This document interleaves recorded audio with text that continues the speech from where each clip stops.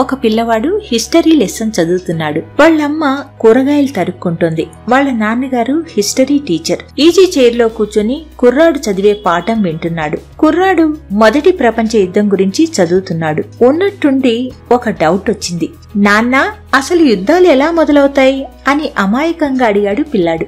ఏముంది, ఒళ్ళు తీటెక్కి కొట్టుకుంటారు అని తల్లి టక్కున సమాధానం చెప్పింది. వాడు పుస్తకంలో పాఠం గురించి అడుగుతున్నాడు, నువ్వెందుకు అవకతవక సమాధానాలిస్తావు అని మాస్టారు గయ్యమన్నారు.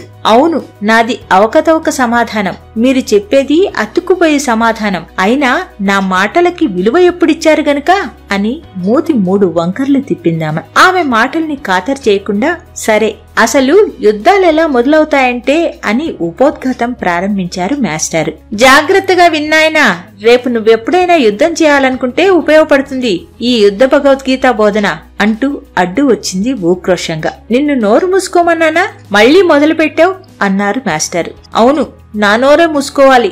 మొన్నటికి మొన్న మీ అప్పగారు వచ్చి అన్ని దెప్పి పొడుపులు పొడిస్తే మీరు నోరు మెదిపారా? పోని ఆవిడ నోరు మూసుకోమన్నారా? పైగా నన్ను ఊరుకోమని ఉరిమారు అందావిడ.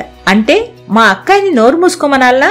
అది నాకన్నా పెద్దది, గౌరవం ఇవ్వాలే అన్నారు మాస్టర్. అవును, మీ అక్కయ్య పెద్దది, గౌరవం ఇవ్వాలి. మరి మా అన్నయ్య మిమ్మల్ని వేళాకోళం చేశాడని వాడి మీద గయ్యమన్నారే, వాడు మీకన్నా పెద్దేగా అందావిడ.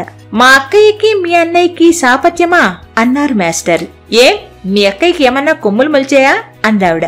ఛీ, పాడునోరు, నీతో మాట్లాడమే బుద్ధి తక్కువ అన్నారు మాస్టర్. మీకు తప్పినా నాకు మాట్లాడటం తప్పదు కదా, ఇన్నేళ్లు భరిస్తూనే కాపురం వెలగబెట్టాగా అందావిడ. నువ్వు నోరు మూస్తావా లేదా అన్నారు మాస్టర్. ఆగండి ఆగండి నాన్న, యుద్ధాలు ఎలా మొదలవుతాయో నాకిప్పుడు అర్థమైంది అన్నాడు కుర్రాడు. వాళ్ళిద్దరూ అవాక్కయ్యారు. నిష్కారణాత్ యుద్ధం సంభవామి.